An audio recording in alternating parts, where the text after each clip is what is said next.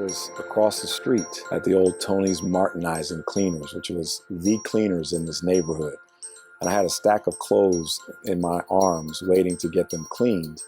And I just turned and looked out the window. And I looked out the window across to the church here and all the property that we owned. And I just began to see and to hear God say, one day you're going to redevelop that entire block to revitalize this community.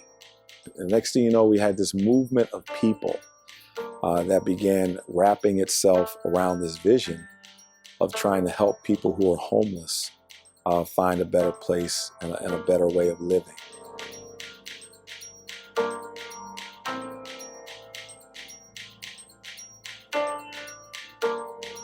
The vision just began to grow, and we began looking up and down Georgia Avenue for where we might be able to buy apartments, because we wanted to move people from homelessness to permanent residency.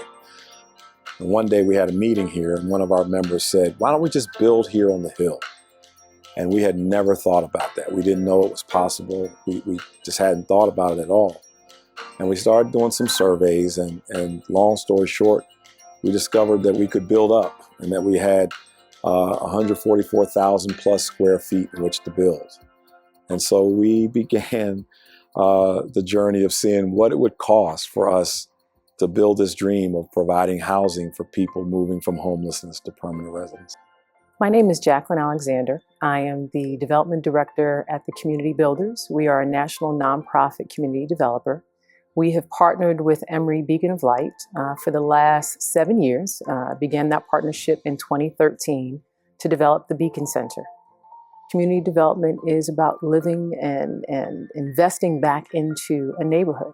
It's realizing and seeing the vision and the promise and the history, acknowledging the history that is in the community, and recreating what a new living history is.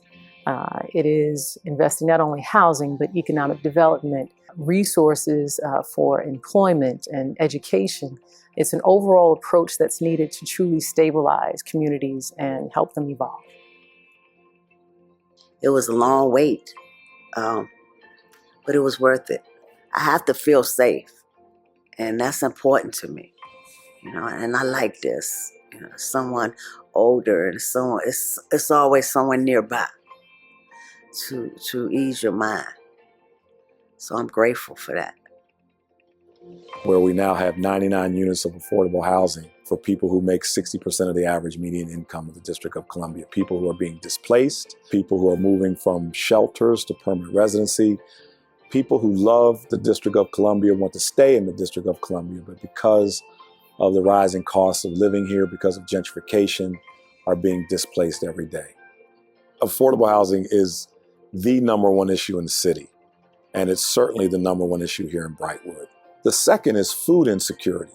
We have a long line of people gather on Tuesdays who are hungry, who are looking for free food. Not only, if I eat, where am I going to get a meal next, but also if I eat a healthy meal, when am I going to be able to eat a healthy meal again? And so that's very real in this community. And I would say the third thing is workforce development. One of the pieces that the Emory Beacon of Light wishes to do through this Beacon Center project is to open our restaurant and cafe, which is on ground level on the street. We're looking to partner with an organization that does culinary arts training for returning citizens. Returning citizens need jobs.